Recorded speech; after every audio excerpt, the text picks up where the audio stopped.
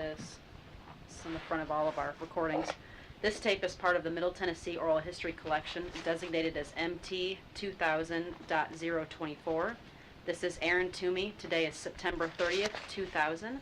I am interviewing Sylvester Brooks at his office in Macedonia, Ohio. The tape of this interview, along with the transcription of this interview, will become part of the MTSU Oral History Collection and will be available to the public. Future researchers may include portions of this interview in their publications. Is that all right with you? That's fine. Okay. What I thought we'd start out with is a little bit of your background, just so we know where you're coming from. So a little bit about your family. I know you said you were from Memphis. If you could just talk about that a little bit. Okay. Let me start out. When you called the other day, you talked to the secretary. It was kind of funny, and she said, "Isn't that something that people do when they think you're about to croak?" Actually, we're trying to get ahead of schedule. So I don't think so. Not at least. In terms of family, you're talking about parents and yeah. Oh, okay. I grew up in. I was born in Memphis, and my mother was a principal, and my father worked security at the Army depot, where they stored various, things for the military. And I graduated from high school there in Memphis. In those days, schools were segregated, so it was an all-black school, of course. And I graduated in 1967. I was 16 then, and then I came to because my mother got me into school early, and I skipped kindergarten because she was she could do that, and there are pros and cons about doing that with children. But anyway,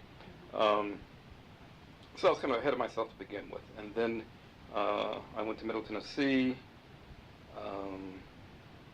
and graduated from there in 1970. So I spent 3 years there, and then I went to law school in St. Louis, into Washington University, where I met my wife, who was in graduate school at the School of Social Work, and she was from Chicago, and so we married my senior year. She had finished her 2-year program, and mine was, of course, a 3-year program, and stayed in St. Louis for that semester, looked for jobs at that point, and wanting to do something in the legal services area. Wanted to do that, and I looked around the country, and it just so happened that in 1973 a Supreme Court case came out.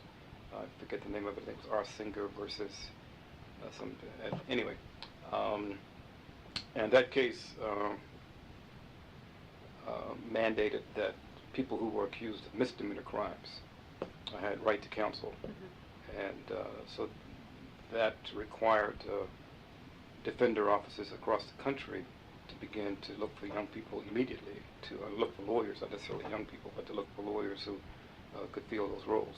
And since it was misdemeanor work, it was more likely it was going to be younger lawyers. So I came to Cleveland with a friend. We were coming across Indiana, and we hit a patch of ice because we didn't know much about ice. I'm from Tennessee, and he was from Dallas, Texas. And he was driving in the car, did like a 360 on the highway, on a patch of ice. But we ended up going in the same direction, and nobody was hurt. Fortunately, no one was coming toward us. But anyway, we got here. I got hired. We both got hired. He decided not to go, to come here. I came here, and so I went to work at the Public Defender's Office, dealing with criminal law. And over the course of that aspect of my legal career, probably from 73, August 1st was my first day, 73, and till about 78, January 79, I was a public defender. And during the course of that work, we represented anyone from drunk drivers to felony work and murder and kidnapping, whatever it was. It was just a full gambit. And so when these guys complained about casework, we used to see 40 people a day, in the morning, just to get things going. But I think they were some of the best lawyers around because they simply knew the court system, and at that time, I don't know now, but at that time, they knew the court system. They knew the judges. They knew when a judge needed to get up and call time to go to the were bad. They knew when to make their point and when not to make. It's just you knew everybody. Yeah. And you knew how the system worked. You knew the police. You knew the prosecutors. You knew who you could virtually ask a judge to do something for, and they would do it just on your name and your word because they know you can trust you. And it could work the other way if they didn't. Mm-hmm. And anyway, so I did that. We decided to adopt 2 children instead of twins in '74. We started that process. My wife's name is Samantha, and it just so happened that she was working at an agency, an adoption agency, and I won't mention the name, but because another lady in the agency, another worker in the agency, was going out to pick up some children, sort of twins as it turned out, Mm-hmm. to take them from the hospital to their foster care home. She needed somebody to help her because they were twins, and so she asked Sam to go along with her to help with the kids, with the babies. They were only 4 days old. Oh, no. And so that's how she found, she saw our boy with us. And so she came home and she talked to me briefly about that, and I saw, and we had talked about adopting children. We had been married a year, at that point, and our parents thought we were kind of off to consider this at this point. But on the other hand, if we wanted to adopt first because we wanted the parents to clearly accept them. That was her theory. Yeah. To clearly accept the adopted children before we had birth children, etc. So anyway, we adopted the boys in 75. They came home with us. Wow. And so there we were. I was working at Legal Aid. She was making $12,000. She was working at Children's Services, making about $10,000. We had better money management then than we probably had many years after that. Given our brand new car was $77.71. That was our car note, and our apartment rent here was $1.45. $145 for a very nice apartment over in Warrensville. So things were a bit different. Yeah. So and then in '77 we had a girl, Keenan. The boys' names were Paki and Nakia. Did you name the boys yourselves, or did they already have names? They had names, but we changed their names. So we got the material, and when they went through the court process, the names changed, of course. Mm-hmm. And so we named them Paki and Nakia. Originally they were Sean and Shannon, and of course they know that. I can say that because they know that too. And yeah. Occasionally, when one of them who tends to get in trouble with credit cards, he'll use the name Shannon sometimes, and I know he's messing around when I see that come through the house. But anyway, that's another story. Kids and credit cards and when they go off to school. And then Keenan came along, and in '77, in the summer of '77, and I was there for that one in terms of the delivery, and that was a new experience. And then Sam continued to work until pretty much up to Keenan was born in '77, mm-hmm. And then we decided it was just too much, and so there she was with a master's degree, 3 babies, and just decided to stay at home with the children. Keenan had some physical problems that required rather significant surgeries, about 6 surgeries or so before she was 6 months old. Wow. She's fine. It was not life-threatening. They thought it could have been at the time, but it turned out not to be. And but she's fine. And so I guess Sam got really attached to that situation and really felt anyway. She quit working. And I didn't know that she wouldn't work for another 10 years, but and then at that point, I just decided, I can't stay. I loved Legal Aid. It was like leaving home. Yeah. I love the work. I like dealing with the people. I liked being able to do things that I've always been a people. I just like that kind of stuff, and I really didn't miss it. And I think I told them in my letter resignation that it was like leaving home, and I'm sorry to do that, but I had to, because here I was making about $14,000. I'm 28 years old at this point, 27 years old, and 27 years old, and I need 3 children. I need to move on. Yeah. And so I did. So I've only had 2 jobs, that one and this one. Wow. And a paper route. 3. Well, and I worked at the university, at the library, and I worked at the cooked in the grill. And if people looked at me as though they thought I was supposed to be serving them, I would not put meat in their food, in their hamburgers. I would just give them a lot of lettuce, and then watch them go by and just watch them, when they would go and sit down and see the expression on their face when they didn't have any meat in there. But anyway. I'm not sure that they put meat in there now. So. Yeah, soy is what it is, I guess now. And then in 1980, am I going too long with this? No. In 1980, our last child was born, another girl, Fanta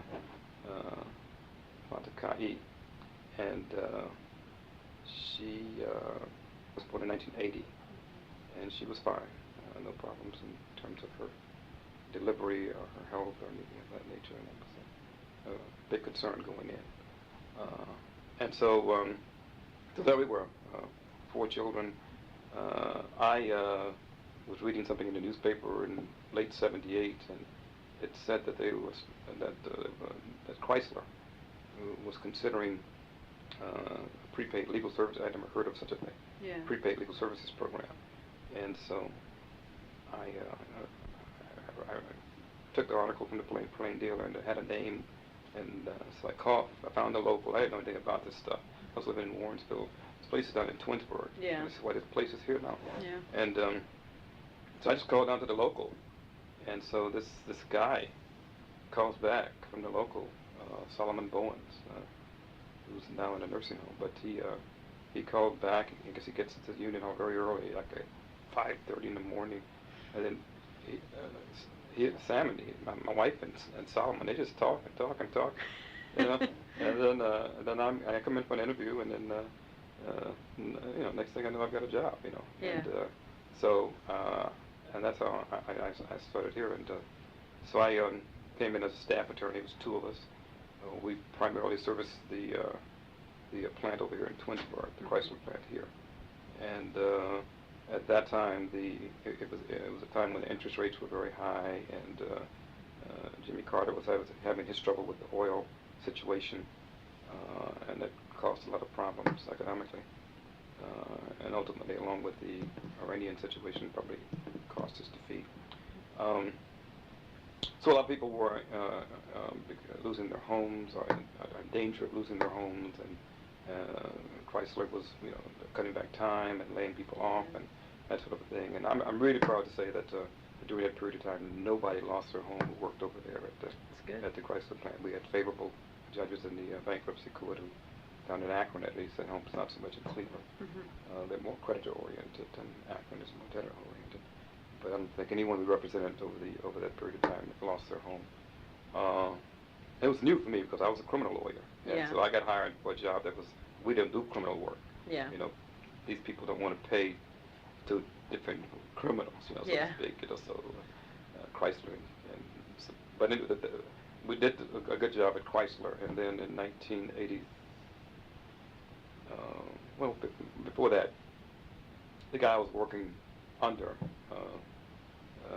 had this grand plan of he was from downstate Ohio, Middletown, and he was going to fly. He couldn't get his wife to move up here. They had a nice home at a low interest rate. He wanted to move her up here. Interest rates was going up, to buy some small house over here on Old 8 at a 15% interest rate, and they had like a 4-bedroom colonial down there with like a 6% or something, Yeah. And she says, "No way, Jose, I'm not moving up here." And so his plan was to fly back, and he had this plane, and he was going to fly home on the weekends, and that sort of thing. And of course, everything went wrong. The plane got the plane up here, and as soon as he got it over to the FAA to have it tested, they said, you can't get this thing up in the air anymore unless you do X number of dollars work. You know, it's a danger. It's, you know, you don't do that. So he couldn't do that. So then he had to end up trying driving back and forth, and that didn't work.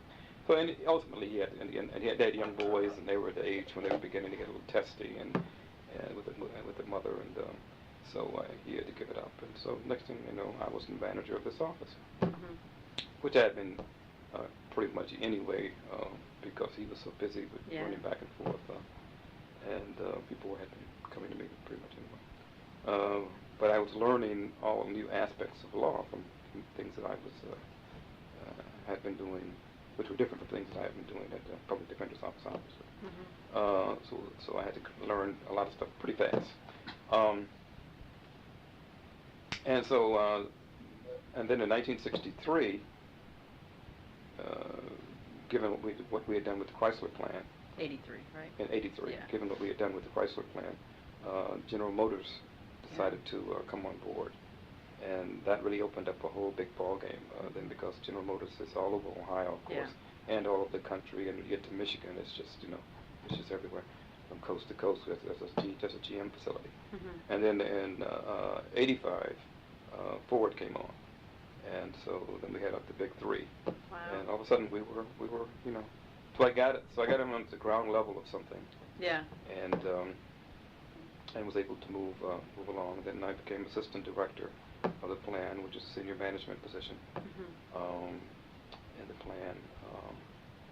And I managed offices, our operations in Indiana and in the state of Ohio, probably for about 10 years, maybe less than that, about 6, 7, 8 years, organized it. And then I kind of decided that I wanted to cut back on that. The big thing with me was that I was an only child, and I had a lot of things that I wanted to do, and I was very busy about those things, very passionate about things I felt, and political issues and social issues and those kind of things. But I was also driven by a personal need, having been an only child, to have children, and I did have a lot of children. 4 nowadays is a lot of children. And I wanted to be a part of their lives. I wanted to see them grow, and I found myself being on the road constantly, traveling. And I'm saying, you know, my parents were always busy. My father worked at night, and my mother was, you know, very busy as a principal and getting things done and that sort of thing. And I couldn't get to a lot of games I would play, and baseball games, and you know, just missed. And I didn't want that, and so I wanted to be involved in that. And I got tired of, you know, having a kid tell me on the phone that he you know, hit a home run today, or he struck out 3 times, and I wasn't there. And so and I just said, well, that's it. You know? And so I wanted to limit more, you know, what I was doing. So I brought my activities back to the Ohio area mostly, so that would reduce my travel and considerably, and that helped a lot. So it's been a job that has allowed me what I've wanted, the independence to do what I've wanted to do, to come as I want to go, come as I want to, leave as I want to, make my own schedule. Primarily, I go see the director, which I have to do probably in about 3 weeks. The assistant directors have about 3 meetings a year, and we go to Detroit. And other than that, we pretty much make our own agendas and run our own shows, as long as we're within the confines of the general scheme of things. So as you can see, it's a lot of independence, and that's what I really wanted in life. And I feel really blessed that I've been able to do that for so many years and not miss my children's, because it goes by so fast. And I've been able to, you know, earn a better than pretty good living, and also have the flexibility that I've wanted in life. And of course, my wife finally went back to work after 10 years, and that certainly did help. She went back, and she's a very bright lady, and so she's now clinical director of a gerontological agency, and she's doing pretty well there. And so things, you know, economically are pretty good. And on another side, you know, I'm 49 years old now. Uh, all four of my children are either in college or are just about out of college, or out of college, or just about out of college. Mm-hmm. I've got one who graduated, one of the boys, you know, the older ones. They were like on the 5-year plan, and one of them's on the 6-year plan, you know. And I'm not sure, you know, but he, I guess he's going to make it, I guess. But the other one graduated on the 5-year plan last year, I think it was. And then I have Keenan, the one who had some physical problems. Who, you know, God gives you something, and then takes something, and He gives you something else. She turned out to be just a tremendous athlete. Wow. I mean, she was the kind of kid that you throw in the water, she swam. Yeah. You know, she saw a 3rd grade teacher doing a jump shot. Immediately, she learned how to do it. Immediately. Wow. You know, you put her on the bicycles, you take the training wheels off the next day. I don't want them. You know, that kind of a kid. And so anyway, she got a scholarship to play basketball in college, and so she did play basketball at the college level. And then she, after 2 years, she decided she didn't want to do it anymore. So full scholarship out the window. Dad, you have to come out. No. You have to pay. So, but you know, if she doesn't want to play, she doesn't want to play. Yeah. You know, she's had it. But you know, sometimes when kids play at such a competitive level, they get burned out. Yeah. I think that at the college level, it's unlike the high school level. They really own you. You know, you have to play. You have to play year-round almost, basically, and the coaches are different because it's a job for them. Yeah. I mean, if you don't win, they lose their jobs. So they take that a lot more seriously than they do at the other level. And she made the conscious choice that she couldn't keep up with the travel, the double practices, the play, and the academics, and her choice was to do the academics, and I can't argue with that. Yeah. Many games and tournaments, and even took her down to UT to the Falls one time to their camp, summer camp, and she made him one of the most valuable players down at the Lady Falls camp, and she was receiving letters from Tennessee for a long while. But you know, at some point, and that, I mean, that's the level of play she was at. Yeah. So, but I think they get burnt out at some point. I think she got burnt out, and that was it. And then the other one, Fanta, you know, she can barely walk across the street without falling. So, yeah, so she's very clumsy, and for years she tried to live in the shadow of her sister, tried to do the things that her sister could do, and she couldn't, you know, and so she had to find herself. And Sam did everything from everything, maybe from pom-poms to horseback riding to you name it. We tried to do something to raise this child's self-esteem, and finally we got her into modeling, and she did that, and she just blossomed. And to tennis, and we told Keenan, cannot play tennis. Only Fanta can play tennis. Yeah. Because we didn't want her to show her up in that. And anyway, she turned out. She's Keenan, because the point I'm making with Keenan is because she changed her major and changed schools. Yeah. She's now a 5th-year senior. Yeah. You know, changing majors. So she's a senior in graphic design, and Fanta, the youngest one, is a 3-year senior. She's going to graduate in 3 years this May. And so pretty much we're getting out the door on that, I hope. And she wants to go to law school. Wow. This summer she did an internship in Washington at the people say call it an internship, an executive branch at the EPA, and so she enjoyed that, and so she'll be graduating. So pretty much that's my family and the long of it. Yeah. Because there's 6 of them, it took me a little while to go through it. Well, it's very interesting. It's interesting to see how far you've come. So now we'll back up to MTSU. Okay. And before we get to the mascot issue, I know there's probably some things you want to talk about too, but they will start out with just your experiences there, because I know, you know, you were in there in the first couple of years that they were letting African American students in there, and so, you know, what were your experiences, negative or positive, with that? Well, I didn't know exactly where you were coming from, other than the civil rights and the. Yeah, I mean, we're really just trying to get a history of the school in the civil rights movement, so I guess we do want to focus on that. But if there's other things you want to talk about that are totally unrelated to those issues, that's fine. So I sort of made an outline of a few things that I wanted to touch base on, because I was involved in a lot of other activities, and, Yeah. and I just want to touch base with maybe some other with you. That's great, because you give us an idea of what kind of activities were there then that may not be there now. Well, I guess I wanted to start out with the decision to go to Middle Tennessee in the first place. Okay. How did I, decide to do that? I came from an all-black environment, a segregated community in Memphis. Not that most communities in this country still are not. Yeah. Many of them are still quite that way. But and the schools are going back pretty much the same way too. But why MTSU? My parents were a little skeptical about it at the time because it was number one, it was away from home. Number two, it was a considerable change in the environment for me, and they were concerned about my safety. There were other concerns too, and I understood that. But I had been involved in a lot of things there in Memphis as a youngster, and I had going down and got involved. They let me do voter registration drives in Mississippi with groups. I had written things in the newspaper and gotten these responses from the Ku Klux Klan, and I have a copy of that to give you one of as an attempt to intimidate, I guess. And my parents later told me that people were calling. They never told me that until some years later. That people were calling the house and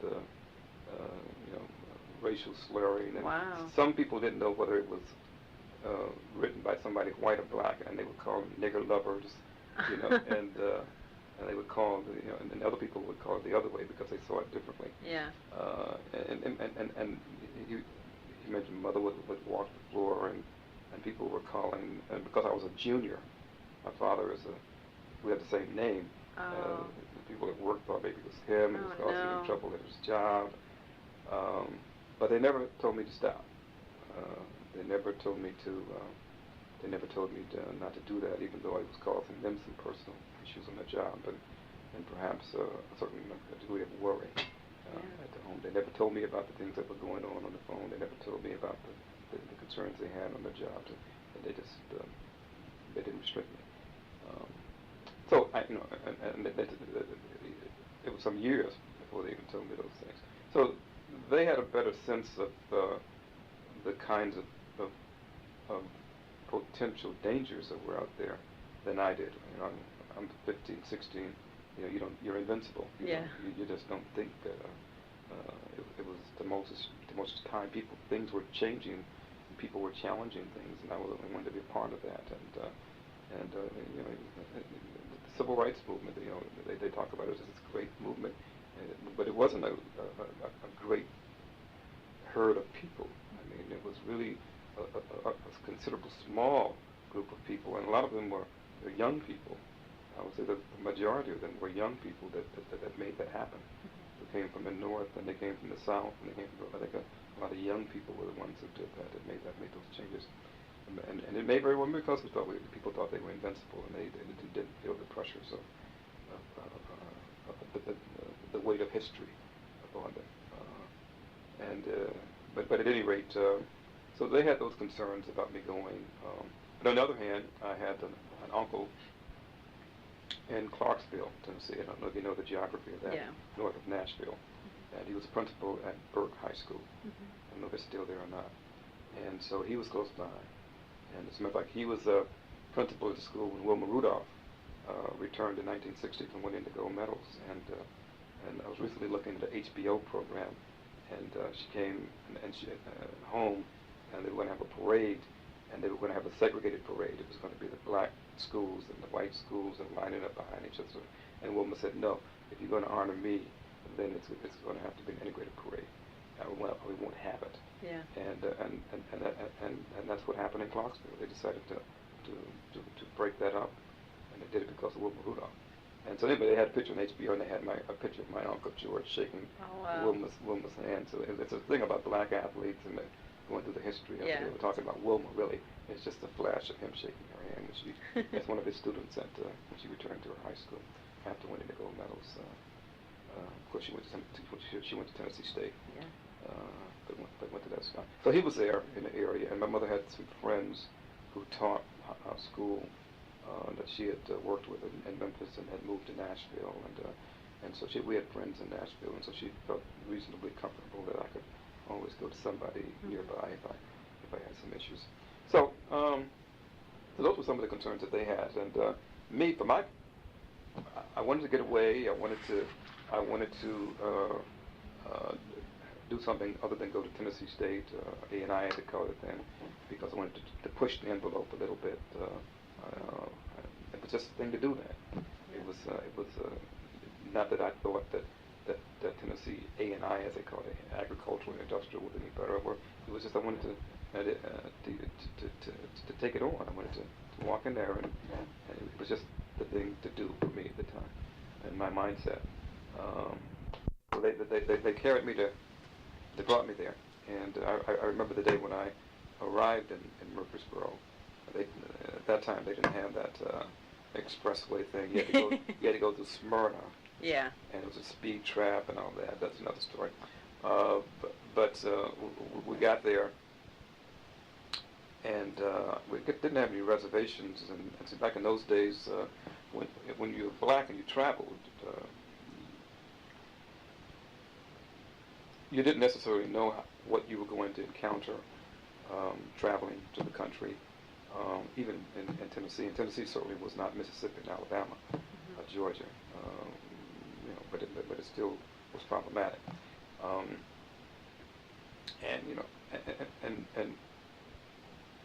And because of that, my parents, my wife's parents, whenever they traveled, they carried guns. Wow. They always carried guns. Just as an aside, my father-in-law had a gun. We were married. Sarah and I were married. This is I read an aside to score very quickly, and we were married 23 years old at this point, maybe 24. And for some reason, her parents had gone to the store or something, and for some reason she had to go into their luggage to get something, and she came across this gun, and so she comes up with this gun. And we're sitting on the couch, a little love couch, two-seater. Yeah. And we're watching television. And then she comes in with this gun, and she's like twirling this pistol. Oh, and no. so I take this pistol, and I look at it, and I turn the cylinder, and there are no bullets. I don't see anything in it. So and so she points the gun at my head, and she says, "Pow!" Oh, just plain. We're 20. This is the thing about guns, and these kids, and 23-year-old, college-educated, mastered, law-degree people acting like children, and what can happen to little kids with this? Yeah. But anyway, and so we're sitting there, and then so I said, don't do that, don't point that thing at me, and then I take it from her, and then I take the gun away from her, and I point it to the wall, and I pull the trigger, and it goes off. Oh my Bang. gosh. And it penetrates the wall and goes into a big stereo thing and lodges in the back of it in the next room. Oh my And gosh. it scared both of us to death. And after that, her parents stopped carrying the gun. But parents always traveled with guns because you never knew traveling. They never knew what they were going to encounter on the roads, and they would protect their families. It became to that. I think people people really had a misunderstanding about how that black people were defenseless because people there were a lot of guns out there, and people would use them. And my my parents and in-laws probably did that, carried no matter where they went, well up into the 70s before they stopped. And I think that incident just told them that that has to end. But that's an aside. So anyway, we arrived in Murfreesboro. I don't know if it came for an orientation or it was just the registration. But anyway, and we arrived in Murfreesboro, didn't have a place to stay, and that's why I got to the aside. And so we came up on this motel that had this huge, like rocket-like place. I remember it was off the square, off some main road, and so we went in there, and we were kind of reluctant about it, but they gave us a room. And the thing I remember is that they had this pool, And I don't even, I mean, I had just taken swimming lessons when I was 16, which is too much too old. I mean, little kids jumping in the water, just you know, right to it. And I'm 16 taking swimming. That's summer before I went to college. And you know, I'm sinking, you know. But so we get there at this hotel and this pool. So I'm not really interested in swimming. I'm not that crazy about it. But but people were in it, and because they were in it, I wanted to get in it. And so, you know, and so I did. And so I got I had to make sure it was 4 feet of water too. I wasn't going to drown. But and so I got into the water, and everybody got out, you know. And so that's kind of, and I knew that would be the but I just wanted to do it just to see it and to see what their reaction would be. And except one lady, and then. The next morning, I looked at her car plates, and she was from Michigan.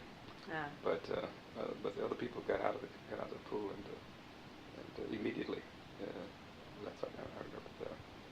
And then the day came for registration, and they all, you know, they get you. It was in a dramatic arts building. Mm-hmm. That's there, and it was like a big auditorium like thing, if I recall it correctly. And then they would call you by major. You know, and then it would take you to it, and you have to go to a certain area. And I just recall just feeling very lonely and alone at that point, and people were staring at you because I could see very few, you know, black kids there, and it was totally new for me. Memphis is a city. If you go to it, particularly now. And my wife was quite amazed. You can drive around Memphis sometimes and not see a white face, you know, except now they're going down to Beale Street. Mm-hmm. Sometimes if you go out of your way, you know, for a day or two, you know, that's how African American that city is. I think there are only 3 or 4 cities in the country that have an African American majority, and I may be wrong about this. Not just in the city, but in the metropolitan area. And that's Memphis, New Orleans, and I think Norfolk, Virginia area. Hmm. Considerably large percentage of black African Americans in the community, and so that's, you know, and to come into this environment was like really different for me. I wasn't afraid of it, and I wanted to challenge it to some degree. It just had to kind of in me, but I was apprehensive, and I was uncomfortable, and I did feel alone about it. But anyway, they took us to this place, and of course we got registered and the rest of it. We received our dormitory assignments, and I was assigned with a fellow named Eric Stark, and he was a black kid from Chattanooga, Mm-hmm. and Eric teaches now in Nashville. Oh, okay. Teaches some music at some high school where he's been for years. And Eric was a sophomore, so he had been there a year before I got there. So we, and I'll show you a picture of that first day. That's right here. They gave us these stupid hats. I don't think they still do that when they put this T on it for freshmen. No. And the other people said, especially the black, they said, take that off your head, you know, looking like a so-and-so, so-and-so. And so, but anyway, they assigned us this room in Smith Hall. It was an old room, old dormitory. It's still there, I presume. Yeah, and it was on the 3rd floor, I think. But it was the only room that didn't have any windows.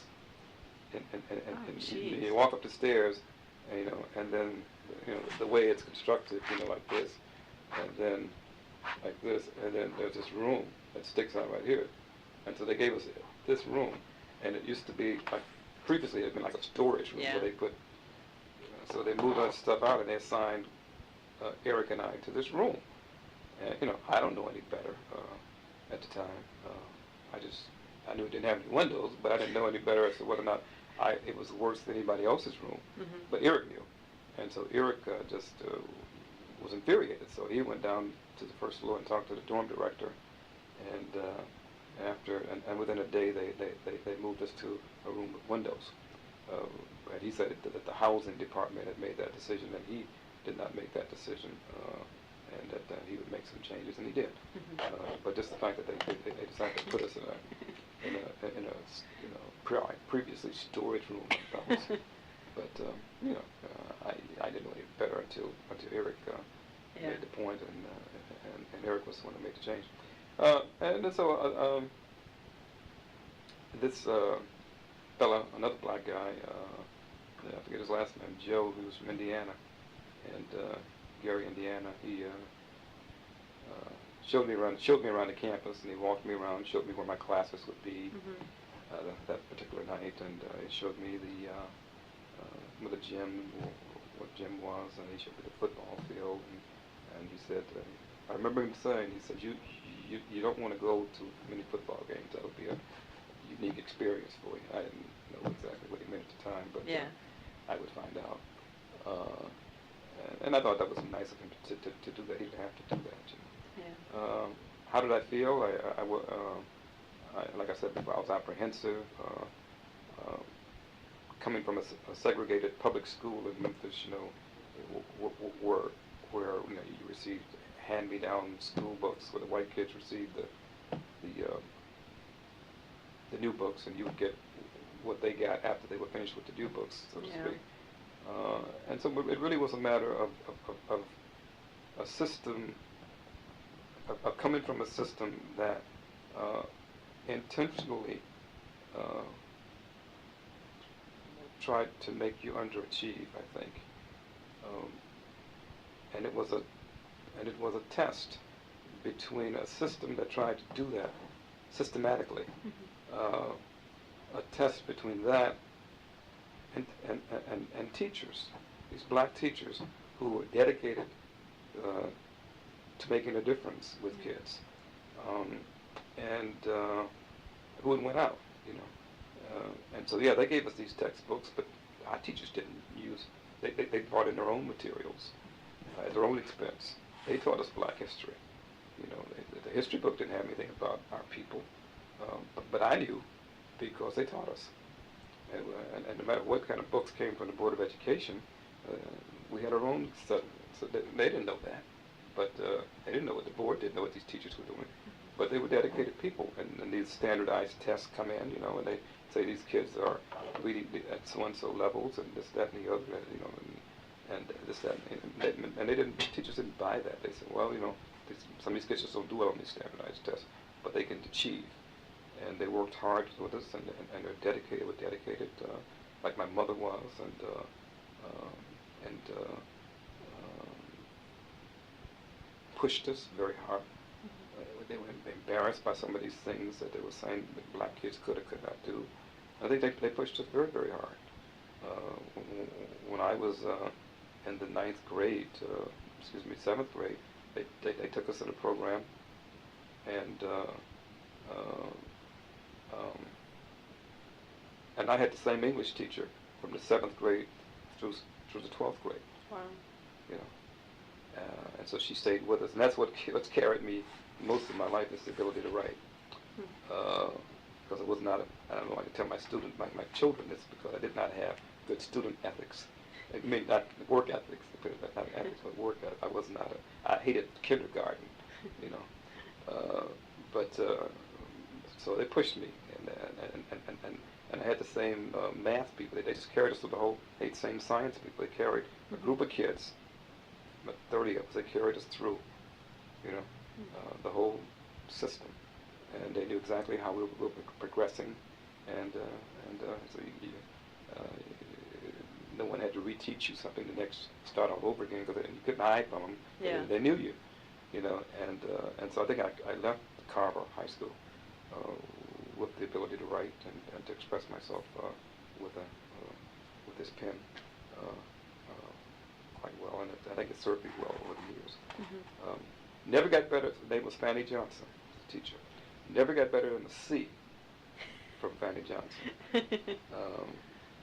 Because in the program, if you got it was a seller, whatever. It's kind of like an honors program, but that's another thing.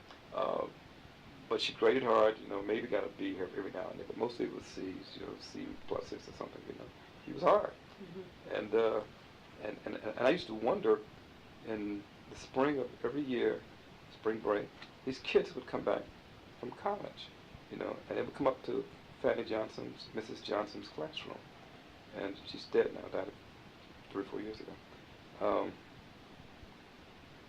And then we would always say, why are they coming to see this lady? She's mean, but they all came back to see her, And the first spring after coming back from Middle Tennessee, you know where I went?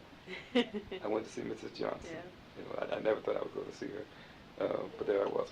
But at any rate, so I think that was so I even though I thought I was ready, everything in the world had told us, that you couldn't, that you were going to have difficulty, you were going to be behind, that you came from this segregated system, that the books were bad, you were going to have a hard time, and so even though you don't believe that, because it's been said so many times and it's been published so many times, part of your mind you have to consider that. Yeah. And so that was some apprehension. But I learned, pretty quickly within the first semester that I could do this work, and I could do it as well as most of the kids there, if not better. And of course, that's all I needed to know to change my habits in terms of studying, and then I could then do other things and involve myself in other things, and that's when I began to get off into other activities. I had played baseball in college. As a matter of fact, we had been state champions in the black. Everything was black and white then. There was a black tournament and there was a white tournament. And so in the black high school tournament, we had been like state champions for the three prior years. And then in 1967 was the first year, my last year in high school, that they integrated the tournament for black and white high schools. And so we all came as one for one tournament. And lo and behold, we won the Western tournament for Memphis in that whole Western region. Wow. And so we went to the state tournament, which was, if you know the geography, was in Kingsport, which is way across the state. So so we traveled almost 1,000 miles going back and forth just for this high school tournament. And it was just amazing the difference between the money that the state was giving to the black tournament than what they had been giving to the kids all those years who were going and traveling as as regional champions for the white tournament. I mean, our parents before had been giving us money to spend, and we had to pay for our housing, and stayed in these crummy places where rats would, roaches would come out of the faucet before the water came out. Those just dives. So didn't have any money. And then the year we won the regional from Memphis, then they had to give the money to us. And all of a sudden we found, we were eating at steakhouses, we were staying at nice motels, we were reserving areas for us to sit in, and I began to get the big head, we were reading papers as we went along. Carver expected to blow this thing out, and that sort of a thing, and of course we got there and lost, No. but it was a good experience for us. So, and but the thing that really got me was we just to learn how differently the systems had treated these kids, and that was just representative of a lot of things. It was just amazing to me that people, what were coming and leaving, rolling back your bed in the morning. Well, what is this? We would never used to this kind of treatment. Putting little chocolate things on you. What is this? I didn't get that till I was some years later. Instead of these dives, we had been as state champions for the thing. So I had an interest in athletics. That's when I went to Middle Tennessee. But I'd go over and I'd watch them practice, and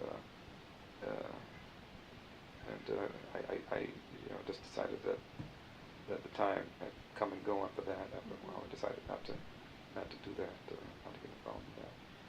I guess our biggest thing is that to get to that championship, we beat Ross Grimsley in Memphis, and you don't know who that is, but Ross Grimsley was a flame-throwing left-hander who pitched for Bartlett High School, the white school, that we had to beat to get to the tournament. and Ross Ramsey went on to win 130, 40 games in the major leagues. Wow. So that particular day we beat Ross. And so I guess that's our only claim to fame, that we beat a major leaguer who went on to have a very good career in the at the major league level, a very competitive player. But at any rate, so I decided, and I was getting interested in other things, and I could see things on campus, and I could see, and then there was the politics of it all, and the war in Vietnam, and the racial things, and the tensions, and just the challenge of being in that environment. The first 3 weeks, I could swear that all those white kids looked alike. I know people said that they didn't matter, blonde, red. I just had difficulty. Well, yeah. Maybe I wasn't looking hard enough, but and I remember one fella, I can't think of his name now, a black kid from Chicago, and he said he would run back to his dorm so he could look in the mirror and make sure that he was still there. And he said it was so different coming from Chicago because, he said, I woke up in the morning and all of a sudden you hear birds chirping out here in Murfreesboro, and grass growing, and there's not all this concrete. And says in Chicago, where he grew up, if you saw a blade of grass, you could jump on it and say, "Oh, this is grass," and there'd be 2 or 3 blades of grass, and it was just different, and the quiet, and you hear crickets at night and all this kind of stuff instead of sirens. And not so much anymore in Murfreesboro, though. Yeah, I've been there, but back then it was very different. Yeah. And so I remember those sorts of things.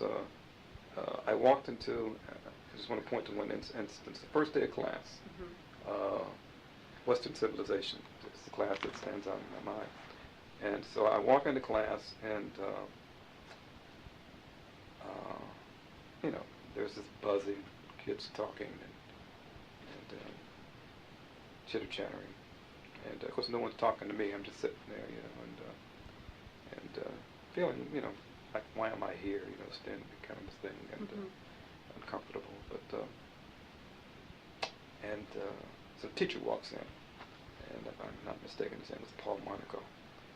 And he walks in, and this is a bearded fellow, and not like this. He's like a beard, like a point, like a devil-like beard, And he's got this kind of not long hair, but it's kind of shaggy, unkempt, not, it doesn't look like he's real bad, but it's not like he's going to make the cover of some magazine, And he's got these cowboy boots on, and he has this strange walk, and he's dragging his feet, and he walks up to the desk and the podium. There's something that's sitting on the desk, and you can see he's got this something rolled up in the back of his pocket.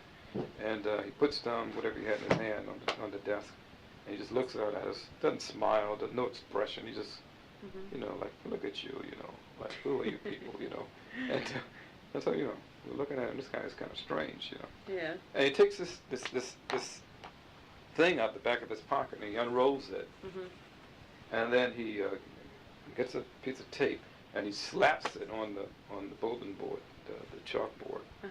And it's a picture of George Wallace, the governor of. And he looks at it, and he spits on it. He said, "Tatua." And everybody's really stunned, And then he just kind of then looks back at the class, expressionless. And then he says, class is dismissed. Those of you who want to continue in this class, I'll see you on Wednesday. The next class Thursday. And he just walked out the class, Oh my gosh. And everybody was just, kind of stunned. But in some small way, it made me feel a little bit more comfortable. Sure. I thought it was strange. Were you the only black student in the class? Yes. Yeah. Well, every class, I was the only black student in class. Yeah. I don't think there was ever, even to my senior year, there was anyone other than me in a class. So he that was really kind of a study thing, Did a lot of people not come back the next class? Most of them came back. Yeah. You know, most of them came back because I think it was more of a matter of him just, this guy's sort of weird, but let's just see, you know. You could take a few more classes before you could drop him, you know. I don't know what the drop schedule was, but I guess you could probably go 2 or 3 more days or a week maybe before you. But I think they were kind of fascinated with this guy because he really was, where's he coming from, you know. Mm-hmm. And, but that really caught everybody off guard, you know. And Wow. I don't know how long he stayed there. He had come from Columbia, I think, and he talked to me at some point about transferring to Columbia, and I should get out of there and go to Columbia or something like that. But I never followed up on it, and nothing ever came back. And I think he left after a year or so and returned to, I don't know where he went. Maybe he went back to New York or what. But he was, and I think I got the name right, so don't hold me to it. But I think I got the right name. But that very clearly stared out of my mind. That day, he caught everybody's attention. So yeah, I worked really hard that first semester, and then like I said, I began to get involved in other activities.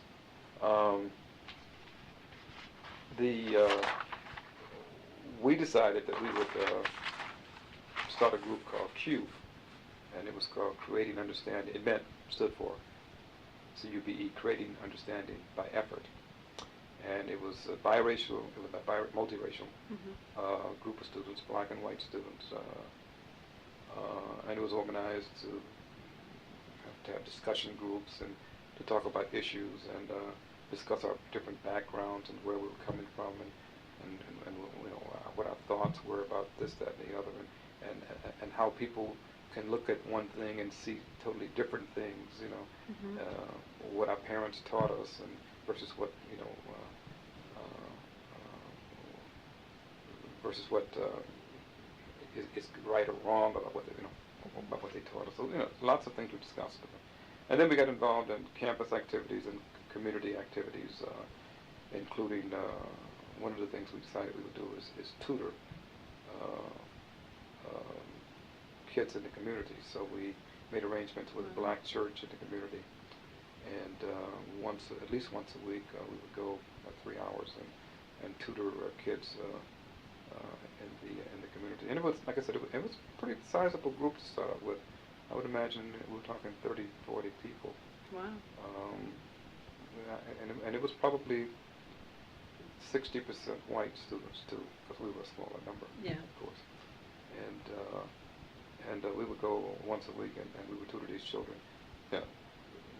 Some of us probably needed tutoring ourselves, you know, and didn't have time to do this. And I think the numbers of tutors began to dwindle a bit, but the program continued, at least with those who could spare the time and had the ability to do it. And so we made that connection with the community. And that was our first connection with the black community in Murfreesboro.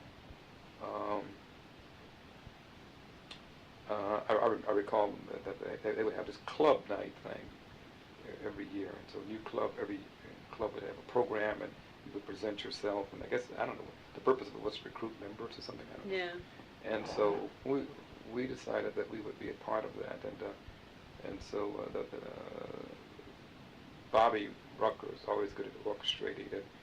She should have been in advertising or something. So the teacher, he's a teacher at Middle Tennessee, but he has a great mind for that kind of stuff. Yeah. So he set up this program and organized it, and et cetera. And I had this young lady named Brenda North who I could swear sounded just like Dionne Warwick, had a great voice, and she sang. What did she sing?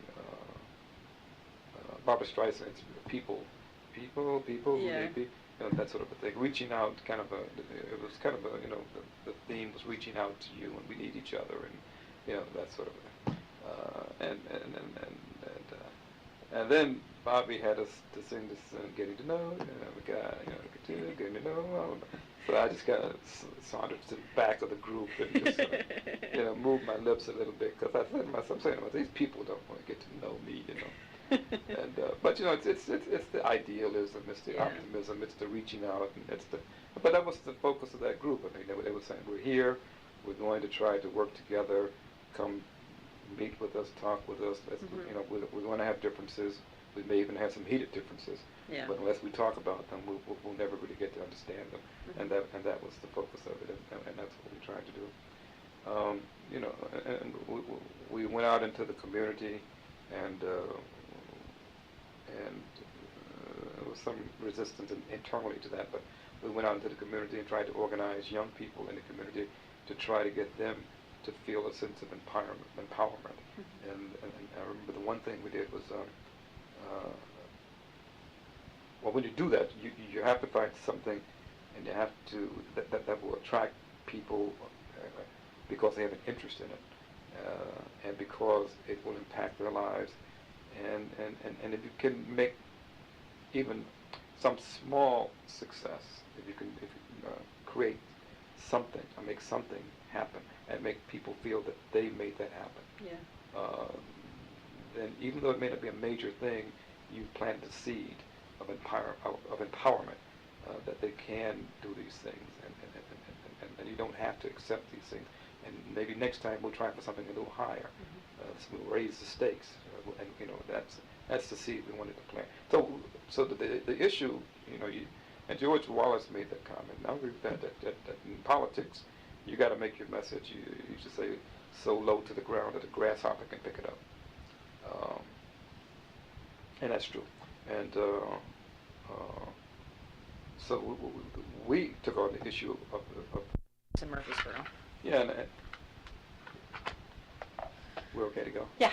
And they were unkept. I mean, the summer and spring, the summer, I forget now. The grass was, you know, 3 feet high, 2 feet high. Were these near campus? Where nothing is that far Yeah. in Murfreesboro. So, by my standard for Memphis, nothing was that far. So it was relatively close, I guess. But anyway, I have to get the name of the park even. But the idea and the goal was to get these kids to say that this park stinks. You know, Yeah. these conditions are bad. Our parents pay taxes. This needs to be taken care of. This grass needs to be cut. Mhm. You know, this baseball field this diamond needs to be in good condition. You don't need rocks out there if it gets played. You know, basketball goal needs to be placed up. You know, whatever. It doesn't matter. It didn't matter what it was. The point was to get them to feel that they could make these demands and have the courage to make just these simple demands. Yeah. And then, you know, so we got them together, and at the ball field, and they would sit there on the bleachers, you know, and just these young kids. And so you get some of these, like, you know, what are these college kids? You know, they come and tell us what to do. You know, it's kind of like the ruffian types in the community kids, you know. And so, you know, you don't back down from them. You know, this is where we're coming from. Yeah. You know, you can huff and puff at me, but I'm not going to back down. This is why we're here. If you want to be a part of this, you can. If you don't, I'm not leaving. You know, and those who want to stay can stay. You know. Yeah. But and I found that usually when you face up to police, you know, they will either back down or they'll join you, one of the two. You know, and if they don't, they'll hit you. And so, but and I learned that also when I was in. It helped me also when I was a public defender. That when you had to go into the jail tanks in the mornings, and you got 30 criminals around you, you pick out the toughest looking guy, and you go over to him and you deal with him. And then once you deal with him and gain his confidence, everybody else kind of falls in line, doesn't give any trouble.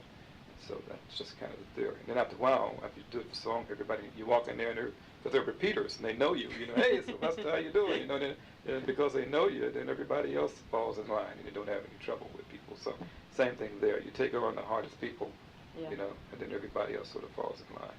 So that's what you know I did. That's what we did.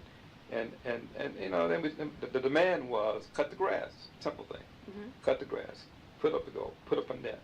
You know, keep it grass. Get the rocks off the baseball field. You know, that sort of thing. Simple concept to me, but for them they thought this was like, you know, a phenomenal thing. You know, the expectation level of city services was so low. We just go along with whatever they give us. You know, kind of a thing. If they get around to it this month, they get around to it this month. If they don't get around to it, they don't. They don't do it the whole summer. The grass will grow up 10 feet. You know, so what? We just hope they'll do it. That was the view. And so we pass. You know, we got to produce results. You know, we keep bothering the city about it. You know, they don't know what to do with us. And after about a couple of weeks, they come out and they start cutting the grass. You know, and they start taking care of the baseball field. And then all of a sudden, these kids feel like they've accomplished something. Right. And then we, and then the next thing you know, they want them to do something else. And so, and I don't know where they took it from there. You know, we had other issues to get involved with, but then we let them, you know, it's their issues, and we would help. But just to get it going and to make people feel that they were empowered, and they were taxpayers, and they deserve the same rights in that community as kids who play baseball across town. And they shouldn't expect any less, and they shouldn't receive any less. And so we try to instill that in passing. So, you know, so I got invited to speak at as black churches in the community, and I would go and to some degree chastise the black middle class for not being as assertive as I thought they should be. And I remember so there's this young kid in this church telling them that they're not being assertive enough. Well, you know, I wouldn't say it that exactly that way, you know, but they got the drift. That's you know, great. They got the drift. Because in the black community, essentially, you know, particularly in smaller towns, you're talking about, you know, some teachers, and you're talking about maybe a dentist, a doctor, and then you're talking about morticians. Yeah. You know, that was the black business, the legal black business. And there were other kind of businesses going on, but that's pretty much what money was. Barbecue places and joints like that. Yeah. Juke joints back in the, which could be dangerous. They had them in Murfreesboro. They were not safe places to be. But people had a good time. But they could be a little rowdy back up in there. Wow. In the woods almost. You know, we went to a few of them, and they were a little rowdy. But we, you know, we got involved with that. And I remember one time at one church, I spoke and they wanted to give me $15, but they really didn't intend for me to keep it. I'm looking at that $15, and I'm broke.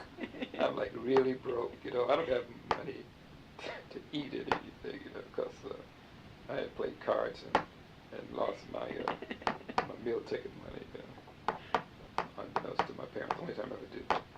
But anyway, I kept that $15. I feel so bad. But 2 or 3 of us were from the campus. We went to whatever local place was, and we ate dinner on that $15. But I think they intended me to give it back to the program. But well, I think they gave me 29, and I gave 5 back, and I kept 15 on that particular day. Not great money for speaking, but that's what they were giving me on that particular day.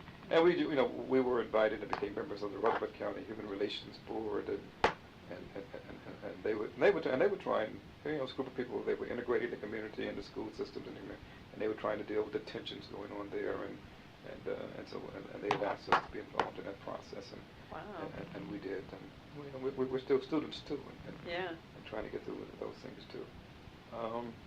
In terms, one thing, just that black community. Give you an example of the level of services. There was somebody had a problem with a tooth or something, you know, and needed a dentist.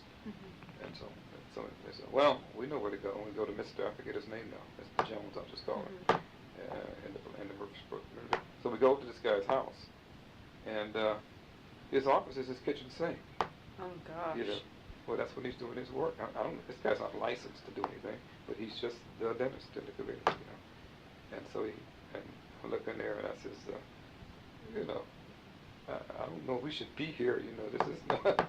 And so the guy was in such pain, he stayed, and the guy did what he's supposed to do. And but that's how people got by, you know. And it was kind of bizarre to me, but that's what happened. In terms of how other people related to us, meaning how the white kids related to me, it was kind of odd. You know, kids would walk up to you after they kind of got to know you a little bit, and they would like say, "Can I feel your hair?" You know, or "Can I touch your skin?" You know? Wow. And then I found out that there were some people who literally had never seen black people before. Yeah. That some people would come from eastern Tennessee, from the hills and stuff. That and a lot of it was just ignorance. You know, ignorance in the sense, I mean, lack of knowledge. Yeah. Ignorance not in the sense of being a demeaning term, just meaning lack of knowledge, lack of exposure. A lot of it was that. Some of it was just pure racism, but some of it was just lack of exposure. And they would want to do things like that, and you look at them and you say, you know, what's with you people, you know? And it did make you feel like you were kind of, I don't know, in a twilight zone or something, you know. It just, and that didn't happen often, but there were people who were walking around on this earth in 1967 and 68 who were at that level. And so how can we talk about issues related, the issues that I want to talk about and deal with, when somebody is asking, how does your hair feel? You know, and it just really kind of blew my mind. Yeah. I was there in April, obviously in 1968, when Martin Luther King was killed. 1968 was a very difficult year, and I recall that that it was around 6 o'clock, and I was in Smith Hall, down the hall from my room, and I was in this, this white kid's room, and I was laying across his bed, and BSing, and he was playing his music. It was Wilson Pickett, Mustang Sally. Everybody's singing like that, Mustang Sally. I'm laying, and the music is going on, and he leaves the room, and I'm just listening to the music, and he comes back, and he's got this southern drawl accent, and he says, he says, Sylvester, he says, Martin Luther King's been shot, and I think he's dead, and it was just like something just went right through me. No, this can't be true. But then I looked at his expression, and his face was such that he's not. First of all, this is not something you should joke about or even play around with. But just to look at the expression in his face, it was pretty obvious to me that he was serious. My first reaction was, no, this is not true. My second reaction was, looking at his expression, it probably is true. Mm-hmm. My third reaction was, I was upset that he was the one who told me, even though we had been, we weren't I'd only known him for a while. Yeah. But it was racial then. It was. I was upset that it was Martin and the person who told me was white. At that second, I overcame that within probably 10 minutes or maybe 2 or 3 minutes. Yeah. But at that instant, it just angered me. That not angered me, but I just felt very, I was mad at that point. And even though he was saying it in such a tone that this is a bad thing, you could get that from his voice that he was like, how could I was upset that I just felt. I was feeling a lot of things, and that was one of the things that I was feeling. Interesting. And then within a minute it was over, and I think we may have even hugged each other, and it was clear that we both felt very sad about it at the time, and I think that he genuinely felt sad, and my initial feelings subsided pretty quickly, but in that instant. And then we went over to the student center, and because that's where the big television was. Yeah. And so some something had happened in the Middle East, and this Arab guy had the news on, and he was, and so the kids were there. They had turned about this, and they were trying to find out about this king thing. And this Arab dude walked right past us and switched the news station. Now you know he was going to be in a big world of trouble. He just walked right up and turned the station to another station because he thought he was going to find something about the Arab situation. He was removed physically from the television room. But you had to have a lot of nerve to do that, number one. Do you think he knew what he was doing? Yeah, he knew what he was doing. He just walked up and he just changed the station because he was more concerned about his issue. But we were sitting there watching the program intently, you know, and he just did that. And so, but we knew him later. He's just very emotional. He was a very highly strung person. He was not in the same. But anyway, I remember that happening. He was just physically removed from the room at that time because people were not really interested in playing around at that point. Things were real tense, and the most of the teachers of my teachers canceled the classes the next day, except for one, my geology professor, and I stayed because I was going to go back home, but I stayed overnight. That was April the 4th when this occurred, and I stayed for April 5th just to go to his class at 10 o'clock that morning because I wanted to confront him as to why he didn't cancel his class. You know, why did everyone, and why did you do this? And I got there, and before anything could happen, he came in and he started talking, and he said I only, and it's with this deep Southern drawl, he says, you know, I only have this class today is because I wanted to tell you, you know, how badly I feel personally about what has occurred, and people don't realize what this man has meant to this country, and not only black people but particularly white people have lost their best friend, and he went on for a few minutes in that vein, and totally caught me off guard because I came there prepared to raise some hell, and he just caught me off guard, and it was a part of a learning experience for me about prejudging people that I had to deal with also, and that we all have to deal with. He had a personal message to give, and he wanted to give it to these kids, and he felt he had to do that, and he did it. He did it in 5 minutes, and he said 10 minutes, short period of time, and then he said class dismissed, and I will see you in the next few days, assuming everything is reasonably okay for us to continue doing this. And so it really kind of threw me because I was prepared for something else, and he came from a totally different place from where I thought he would be coming from. So I got on a bus.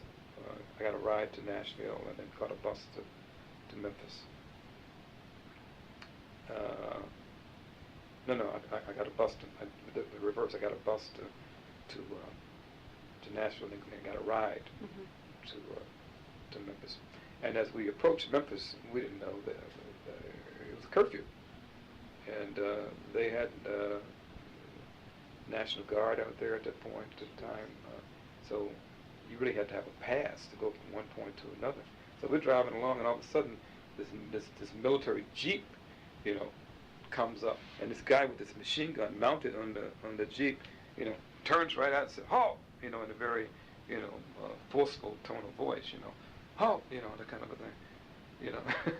And where are you going? So I said, "No, you know, we're just, you know, coming from Nashville. I'm going home, and that's as far as I intend to go tonight." And he gave me a pass, and it said that I would go from a point to, I told him where I was going, and he gave me an estimated amount of time to get there. 25 minutes Wow. to get there. But they didn't want people on the street. Things were getting out of control. And, there were riots all over the country. You know, cities were burning. There was rebellion everywhere, and Memphis too. And things were very tense. And so these guys were trying to maintain a degree of order. And so I went home, and I had got my little pass, and this person dropped me off, and then he went on home and tried to make it within his scheduled time, because somebody will stop you, and your pass said you just couldn't drive around the city, you know, sort of thing. The next day, they had this march, memorial march, from Mason Temple, and Mason Temple was the church where Martin Luther King gave that speech the night before. You know, I've been to the mountaintop, I've looked over, I've seen the promised land, and I'm prophetic. I may not get there with you, etc. But we as a people will get there. And you know, it was just a huge number of people. I got him. I was among them, and I jumped. And as far as I could see ahead of me were nothing but people. As far as I could see behind me, there was nothing but people. Were nothing but people. You know, just a tremendous amount of people on Main Street in Memphis. And that's the main drag there downtown. And in American City, you know, at every intersection, or at most intersections, they had troops. They had tanks. This is in the city. Huge tanks, military tanks. And then on top of the buildings, you could see these men with these policemen and soldiers with rifles, you know, looking down at this crowd. And you always kind of wonder, like, if this thing gets out of control and turns into a riot, you know, what's going to happen? You know, are we going to become like a shooting alley for these people, or galley for these people? What's going to happen here? But everything went calmly. The people who were perhaps involved in the reason why Martin had to come back the second time to Memphis, guaranteed that nothing was going to happen. Police didn't have to be there, but they were there. They guaranteed it wasn't going to happen. It was a group called the Invaders. The Invaders was a local group, black militant group, in the vein of the Black Panthers. And started out with a group of kids, young kids, and that was another reason why my parents wanted me to get out of Memphis, because I knew a lot of these people. I grew up with them. They came out of my high school, many of them. And C.U.B.E, Smith, Charles Cabot, Charles Ballard. An example, C.U.B.E Smith, this kid was brilliant, you know, a merit scholar. Had gotten a scholarship to MIT. And he left MIT to come back to Memphis to be involved in this thing. He was very serious about this stuff. But the movement began to get infiltrated by real criminals. It got infiltrated by the FBI to break it up. And you know, he got framed, and a lot of those kids ended up in prison. And some of the true criminals who would just simply use this as an excuse to riot, or etc. And to take whatever out the window. You lost control of it, but you got the sense that somebody had infiltrated this organization and brought these kind of entities into this organization. And how do you know who they are? And I think there are people who were real serious about what they were about, lost control of it. And but anyway, that's why King came. He came to Memphis to have this march for the garbage workers, as they were trying to unionize. And he led this march, and he lost control of it. He lost control of it because the invaders made him lose control of it. They turned that march into a riot. But I don't think it was that true core leadership. I think it was part of that criminal element and that FBI infiltration group that caused it. But anyway, they disrupted that march. And King had to come back because he had to determine, he had to show that he had control of that movement, that he was planning the Poor People's March in Washington. And if he couldn't control a march in Memphis, this is 1968, and Black Power was coming out. Stokely Carmichael and H. Rap Brown, and the Panthers were beginning, and many voices were being heard other than Martin Luther King. and he thought he had lost control. If in fact he really had control, but they thought that his voice was beginning to, wane, and others were beginning to rise, and he felt that he had to demonstrate in Memphis that he could control that situation.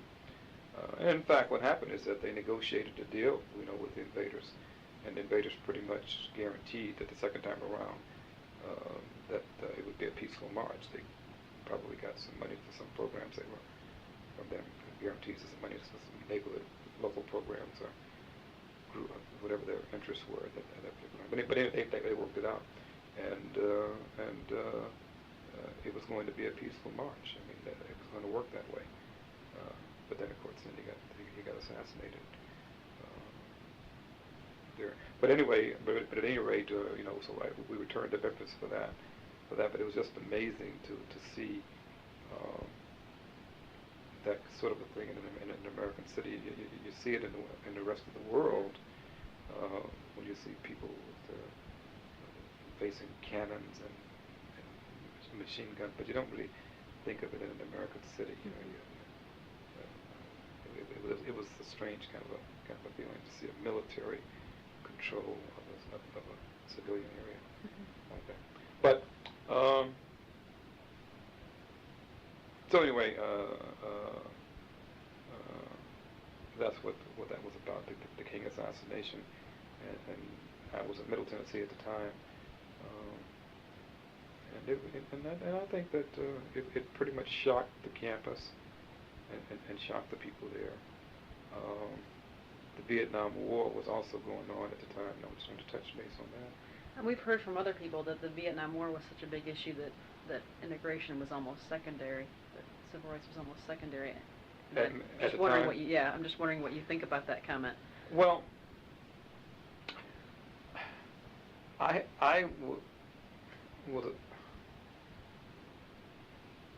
for whatever reasons, had gained or attained the ability to kind of move among groups, kind of a thing, and I could move in the city of among the kids in Murfreesboro. I could move in the black community in school. I could move among the white kids who were in the anti-war stuff and the hippie type. I could just, and some of it was because they wanted to, they wanted to be with the black guy, and they wanted to be on that, and I knew that, and I was just wanted to hanger-on type. And some were really, great kids, and they were trying to learn me, and I was trying to learn them, and they were genuine, but some were just trying to just hang around, just to be hanging around. So I could, could sort of get a feel for what was going on with that. There were groups on campus that were anti-war, and I can remember, a lot of booths and things out there passing out pamphlets and things. But I don't think it was as, in my memory of it, I don't think it was as,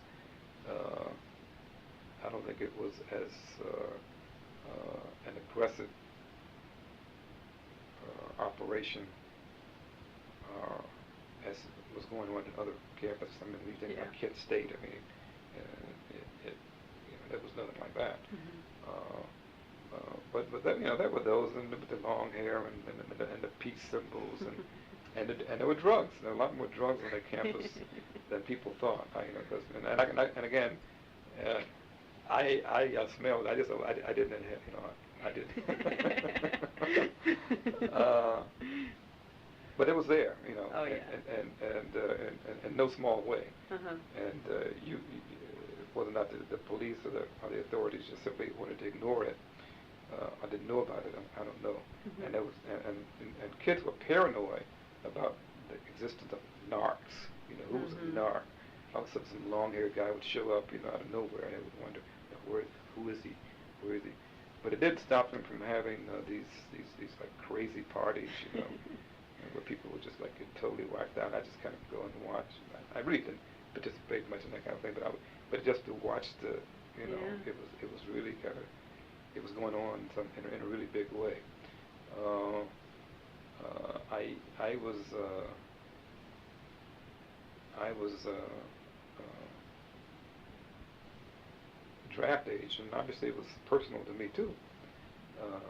It was an incentive to study, I'll tell you that, because literally you'd see people you'd see somebody in December when you leave, and they wouldn't be there in January. Yeah. I mean, they're gone. Your grades went.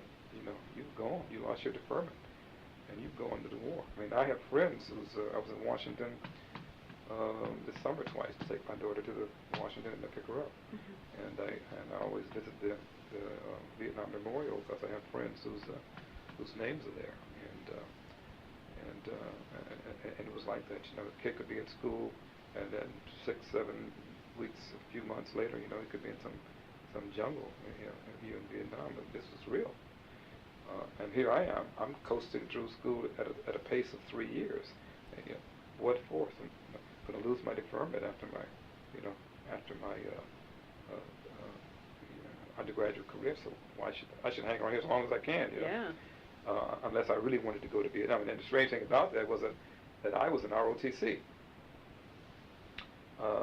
And I had been in ROTC in high school too. Okay.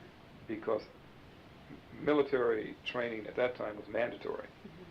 ROTC was mandatory at the high school level and at the college level. So we had to take 2 years, and high school up to 3 years of military stuff. It was 2 mandatory, and I volunteered for the 3rd, like I just said. And it was mandatory that you take 2 years at Middle Tennessee at that time, ROTC. And so altogether, I had 5 years of ROTC training. Although in high school, because it was segregated, it was called NDCC. For the black school, it was the National Defense Cadet Corps. Same thing. And in the white schools, it was the Reserve Officer Training Corps until my senior year. And then it became ROTC. Everything changed in '67 in Memphis. And it was NDCC, then ROTC. And so, I was on the drill team in high school, and so when I went to Middle Tennessee, I also joined the drill team. I liked the parade and twirling the rifles and throwing them around with the bayonets. It was kind of, people thought it was dangerous, but we knew what we were doing. You throw the bayonet, it would turn the rifle with the bayonet on it, and the guy in the front and the guy in the back would catch it, and everybody would kick the rifles. It was, it would twirl. It was fun. They went to Mardi Gras too, and so we would go around singing things like "Birdie, birdie in the sky, why you do that in my eye? Ain't gonna holler, ain't gonna cry. I'm just glad the cows don't fly. Am I right or wrong? I ain't right or wrong." It's just cadence, laugh. Yeah. Laugh. And then I get to Middle Tennessee, and they're singing stuff like, "I'm gonna go to Vietnam, kill myself some Viet Cong. Am I right?" I said, "Wait a minute, This is not my mentality. I'm in it for the parade, I'm in it for the trip to Mardi Gras, I'm not going to, I'm not. These people are talking about something totally different than I'm thinking about here, And and then just to touch on that just quickly. So it was mandatory. You had to do it.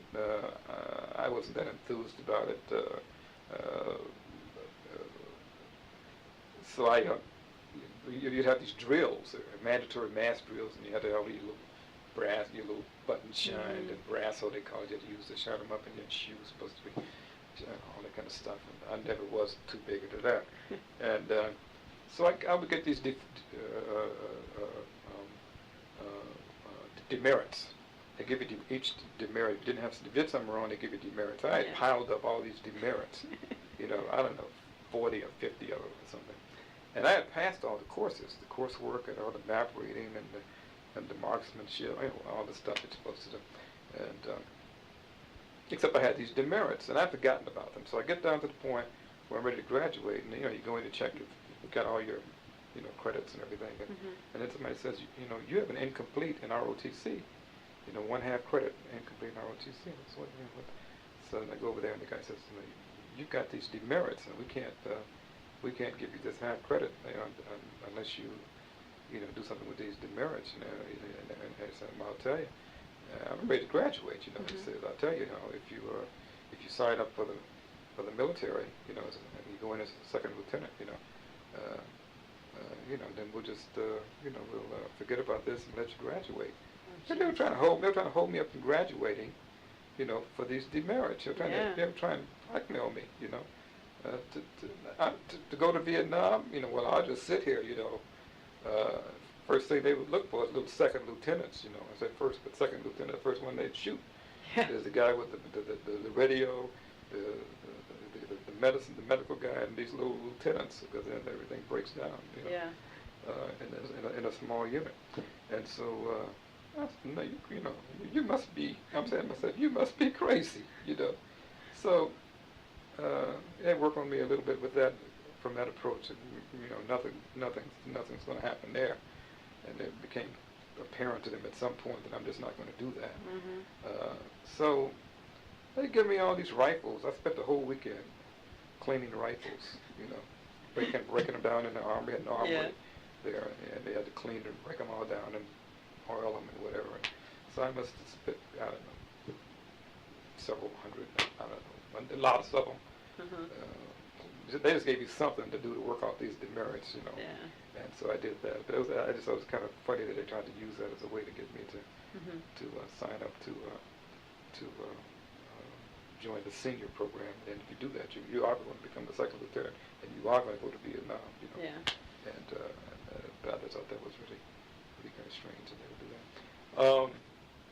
But in terms of Vietnam, what kept me out of the war was that because once you reach the point where I was at, I was graduating. It was my third year. I probably could have hung around for the fourth year. I didn't want to do that. There was no reason to do it. I had the credits. I was ready to go. I wanted to go to law school. But there's no law school deferment. You can't say I'm going to law school, therefore they only had it for undergraduate school. So this lottery came along, and they determined that was a fairer way to determine who would go to the military, because many people have been complaining that too many people from lower economic backgrounds and racial backgrounds were ended up in Vietnam. That it really was a poor. You had enough money to get your kid into college, and your kid didn't have to face gunfire in Vietnam, and that kind of thing. So they used this lottery system. So the day came when they were going to announce the lottery, and all the males there were obviously very, very, very tense, and I guess their girlfriends too.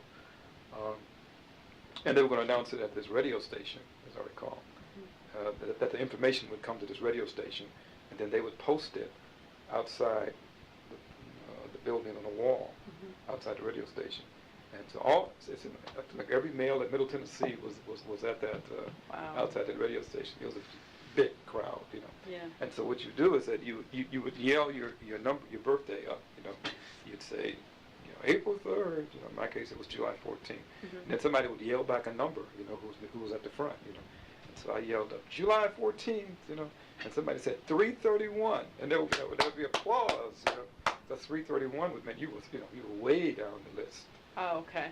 Okay, because they'd have to go, from 1, 2, 3 all the way down. Yeah. And I think they never got past about 130 or 40 in the draft, in terms of the lottery, in terms of who went. Yeah. And then my roommate yelled out his number. He said April something. He said number 4. No. Yeah, number 4. And so, and everybody said, boo, the crowd said, ooh, you could hear this ooh through the crowd, and so, but Michael never ended up going to Vietnam. He contested it, and he ended up filing for CO and conscientious objector, and I don't think he ever ended up going. We tried to, he had to go take his physical, and we they tell you stuff, and so right or wrong, we would do it. And the thing was that we would you try to get his blood pressure up. So we'd give him sugar cubes, like every hour. We'd give him like all these sugar cubes and aspirins. Probably trying to almost killing him. Jeez. Probably killing him, And just to get his blood pressure sky high. So that when they took his blood pressure the next morning at his place, and that he would fail the test, and maybe that would be a reason for. And they would tell you that if they detained you and said, well, we'll check it in 2 or 3 hours, then you go to the bathroom and eat soap, and soap would would do something to you. Well, I don't know if this is right, but they told you all this stuff, you know. Yeah. So there was this you were talking about how active it was. There was this group that would advise you as to things to do, and even to the point of going there with pink underwear and stuff like that. You know, and some guys would do that. That didn't work, but and some didn't want to do that. But Michael, we did do the sugar cubes, and we did do the aspirin, and we'd have to wake him up. Or I'd have to stay awake. I try to stay awake every hour on the hour and make sure we take his sugar cubes and aspirin. Jeez. You know? And so he went, but he passed. You know, he passed the exam. So none of that worked. So he had to file the conscientious objector stuff. And ultimately he did not go. Am I going too long? Yeah. No, actually, okay.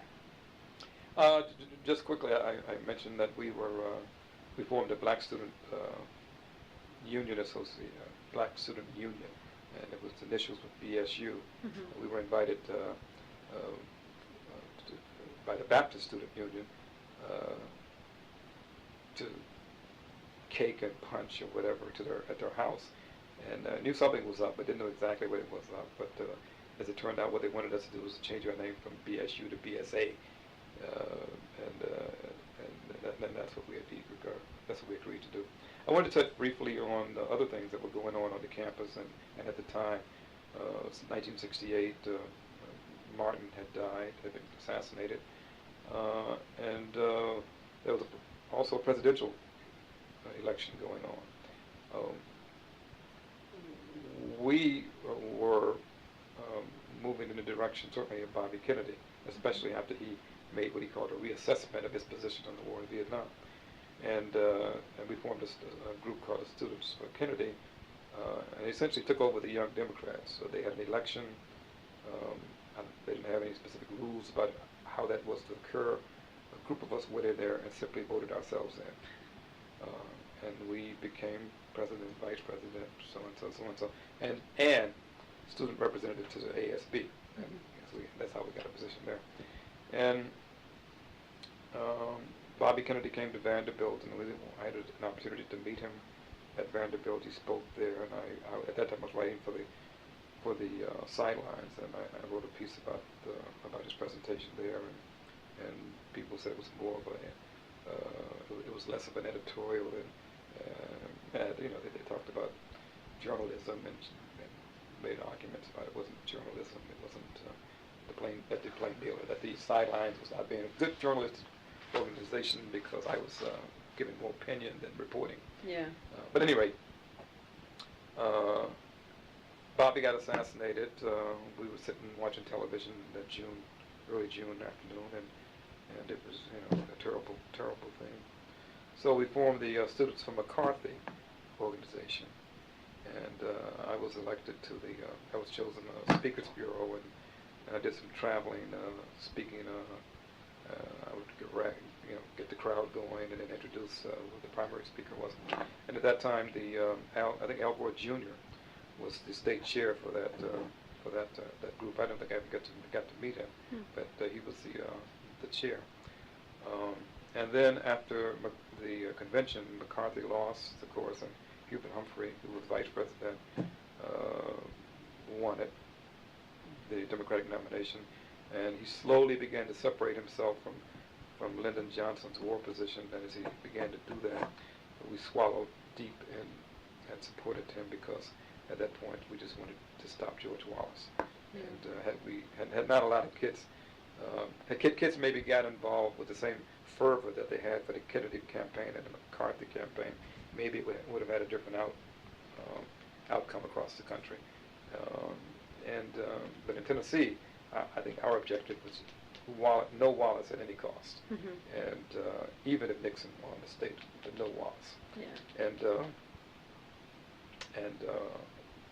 Nixon did carry the state of Tennessee, but looking back, perhaps if Wallace had taken more states, the nation would have been spared of Nixon, but and whatever that meant. We involved ourselves in candlelight vigils for JFK, and Julian Bond came a couple of times, and we were able to introduce him, and that was an interesting encounter. But because we were involved in the Democratic Party, as a young Democratic Party leader, all of a sudden that meant that we had to be invited to the local Rutherford County Democratic thing, and to walk into a room, me walking into a room of the good old boys in Murfreesboro, Rutherford County, it was rather odd for them and for me, because for a black person to walk in there and all of a sudden, that was very new to them. I mean, and they were kind of shocked, and I was kind of a little put back by it too. But it was a very different experience. I'm going to just touch briefly, and we can talk later perhaps on it. The first time I went to a football game at Middle Tennessee, I had been told about it, but I was shocked when I actually saw him. There was this guy on his horse, and I think it was either a gray horse or a white horse, and he could rear up on it, and he was in his full dress, formal Confederate uniform, gray, and I think it was yellow. And if they scored a touchdown or if they wanted to get something going, this guy would get up on the horse, and I think he would even gallop down the sideline sometimes, if I recall. And they had this cannon, and if the touchdown was scored, or they wanted to get, the band would get all revved up, and they'd start the Dixie would start going, and all these flags would be waving around, and I was just taken aback by this, because everything in my experience relative to that flag, and even today, I associated with racism, with deprivation, with the people I saw carrying it, had no love for me, and they weren't carrying it because when I saw it in Mississippi, and they weren't carrying it as we went by, talking about their heritage. They were making a point to me, and where they thought my position in this world was. And I don't think I ever went to another football game. I only went to one or maybe two, but that was it for me. When they had parades down the square, you think you have a picture here? And this guy would lead to, he was just a fixture. And worse than that, he was supposed to be representative of a historical person, of Nathan Bedford Forrest, General Nathan Bedford Forrest. And Nathan Bedford Forrest, from a historical standpoint, you're a history student. I think I had a double major in history and political science. But here was a guy who was a Confederate general who was the founder of the Ku Klux Klan in Pulaski, Tennessee, who had led the massacre in Fort Pillow, Tennessee, which essentially, if you know anything about that, was a fort that was primarily held by a small contingent of black Union soldiers, some whites, but there was a lot of black soldiers there, because they were black, and that was really an insult to have black soldiers in blue uniforms in some southern land, and he essentially massacred those soldiers, and the children and the women who were there. And to have this man as symbolic of the mascot of this school, and it's particularly a public school, was repugnant and just unacceptable. And then when they built this student union, which is probably still there, they had this big emblem of this guy. It came down just before President Walker took office. It came down at some point. 89 or 90. Which stayed up a long time. Yeah. But they put that thing up there, and we used to throw rocks at it. Yeah. And I think the manager or the supervisor of the building, his office was like right behind where the sign was. It would like clank every time somebody would hit it. And I know it just created a lot of havoc in his office, but that was just a slap in the face, because we knew what that meant and what this guy stood for. And there's some other history involved too about his. I know that he got out of it at some point, and the rest of it. But and supposedly it started for different reasons that it ended up. But the people who followed him had their own vision of what that meant, irrespective of what it was started for. and that's that's what I saw. The only other game I went to was they used to have a thing called the Grantland Rice Bowl. Mm-hmm. There it was a national. They had a national bowl, televised bowl, at Murfreesboro, Hmm. and one of those lower bowls. Yeah. You know, but it wasn't. But it was a nationally televised bowl. It was Hmm. called I forget who Grantland Rice was, but and smaller teams would come. Teams of less ranking, but would come. And so this particular year, it was some school from Louisiana, Louisiana Tech, or maybe it was, versus Navy, and it was cold for Tennesseans. It was cold, and so here you have this national audience, and there are no people in the stands, and so they're coming over to the dorm trying to get kids to come to the stands because they want to show some people, and so we go over there, and and below we find out it was a great game. So we stayed up for just a little while. It was too cold for me. I went back, and it turned out that the quarterbacks for those two teams, for sports fans, for Navy it was Roger Staubach, Mm-hmm. and for the Louisiana team it was Terry Bradshaw. Wow. Yeah, and they were really airing it out. Yeah. And so we didn't know we were looking at two Hall of Famers. Yeah. Of course, Terry would lead the Pittsburgh Steelers to Super Bowl after Super Bowl, and Roger Staubach would do the same thing. Mm-hmm. And those guys played on that campus at our field on that particular day. Wow. And it was a pretty amazing thing. Of course, no flags and no Confederacy about that. It was still national, televised game. But that was a very interesting thing. Mm-hmm. But so having gone through the experience of seeing this all these flags and things, it was totally different from what I had been exposed to in Memphis. I mean, Mm-hmm. it was things were segregated in Memphis, but we were a majority population. How do you really segregate a majority population? Yeah. They were white water fountains, but both colored, but colored water fountains, but nobody really honored it. And who's going to keep you from, Mm-hmm. it was somewhat different.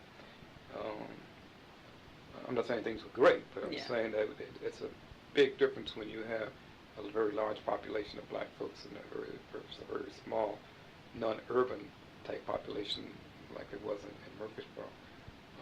And so, we just decided that enough was enough, and that we had to bring this issue forward to the student body. And I wrote a piece, not really intending to cause if it did, it was fine, or stir or fight, but merely just to express my concerns and my feelings about it. And this is what I think, this is what I feel. You can like it or you can not like it. And if you want to respond to it, you can respond. That's great. If you want to fight about it, we can fight about it. If not, then we'll try some other way to get under your skin. And so it turned out to be quite a brouhaha, and I think we raised some issues for people to discuss for quite a while. I received personal threats during that period of time. Some of them were death threats. People would call on the phone and hang up. I'd say things and then hang up, and racial things and attempt to intimidate.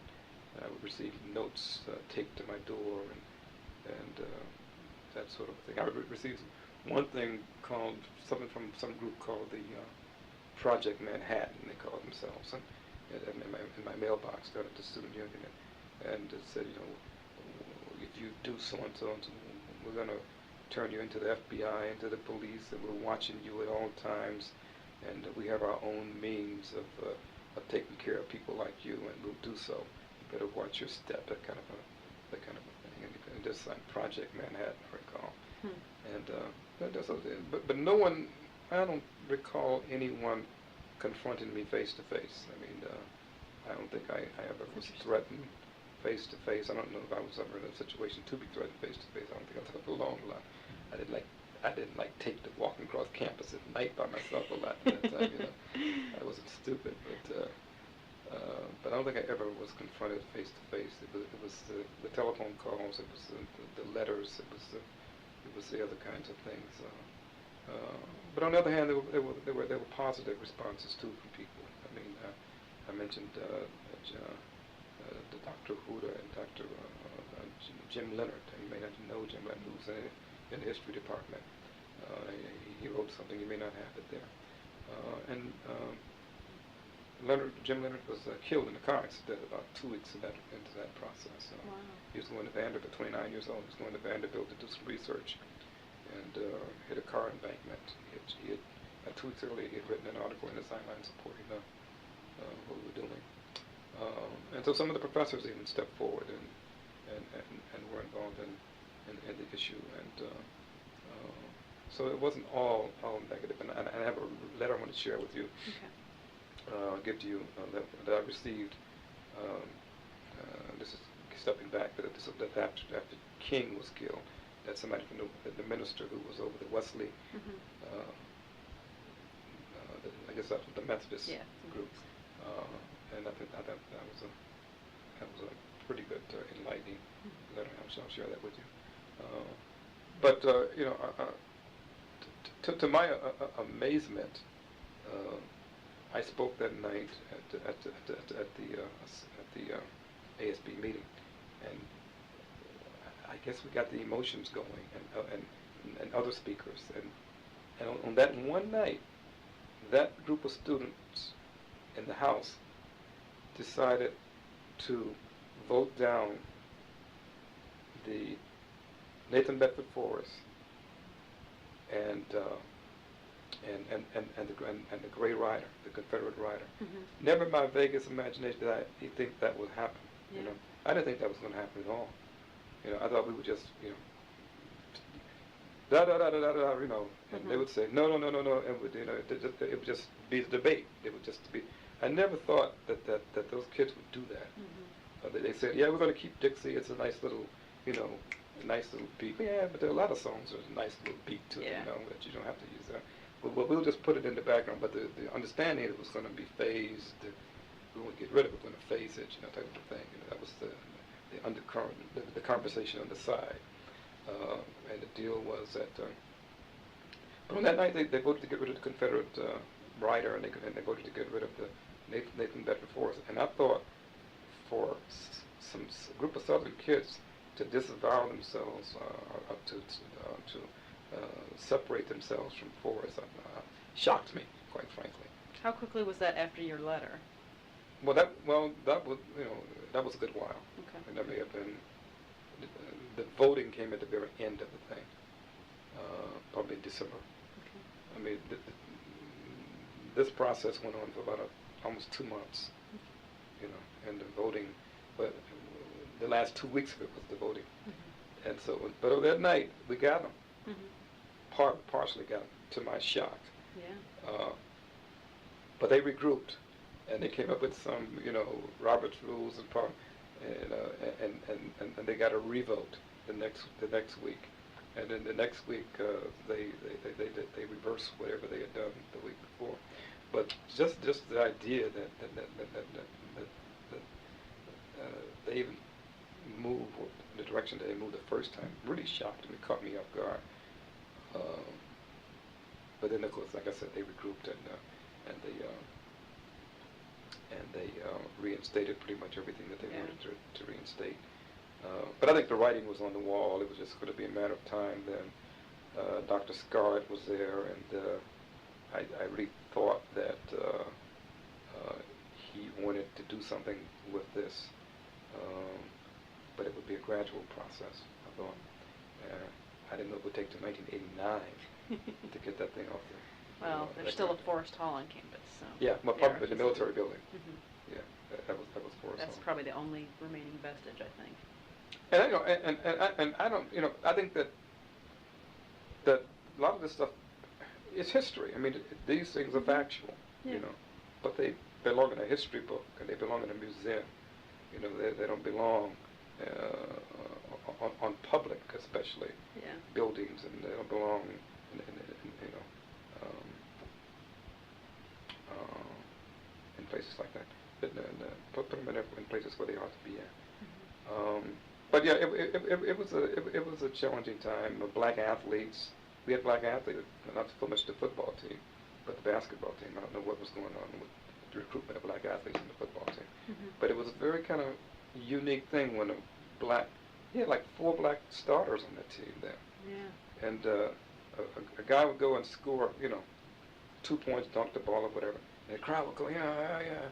And then this guy in a gray uniform would run up to him and pat him on the back, And it was, and then at some point, and one time he did it, and the guy, he turned around, the athlete, and I don't know if he cold cocked him or he just gave him just a look that just, I don't know what happened, but that ended. Because it was bizarre, Yeah. Here are these black athletes, and then it's like, it's like you're supposed to be at this university, and that was the thing that you were supposed to accept everything as if, this is the way it is, and we're not going to change, and you're supposed to just follow lockstep with what's going on. And so, but just to see these guys are under scholarship, and so they don't like this stuff. But what are they going to do? Yeah. But on that particular day, I recall that he approached. I forget who it was now, but he approached that player. Yeah. And it was a very tense moment. If he didn't hit him, he pushed him. Something happened right under the basket right there, and nobody ever approached him again. I think they discontinued having him in the gym. Yeah. After that, but that had to be really touching. Well, we're going to be about out of time here, so I don't want to catch you in the middle of something. Okay. So I guess we'll just stop it there. Okay. All right. Back on. We later, we put on plays at the time. I remember the one we did was The Death of Bessie Smith. And all this is going on in the same year, basically the same time frame. And of course, Bessie Smith was a black singer, a jazz singer who, during the Depression, was making all these stops. And she was killed. She was hurt very seriously at a car accident in Memphis. Memphis again. And she was in the hospital and bleeding to death, and they would not admit her to treat her because she was black, and she bled to death at that hospital. So the play was about that, and I was an orderly, and so they're telling me not to go out and help Bessie, and somehow I go out and I come back and I got all this blood on me, but that, we put on a play about that, and so there were lots of things we were trying to do to try to educate people, to expose people to different things that were going on in the community. I know a lot of professors, and that's the thing I want to touch on briefly right now, and name a few of them that really meant something. And Dr. Vandervoort in the political science department was an advisor to me, and somebody I could always go to and talk to. Dr. Perez, who's still there now, was another person I thought. Dr. Huda in the history department. Dr. Leonard, the gentleman I mentioned who was killed in a car accident. June Martin, who's still teaching in the French department there. At that time was married to Marvin Martin, and then later she married Dr. McCash, Bert McCash, in the history department. And Bert stepped up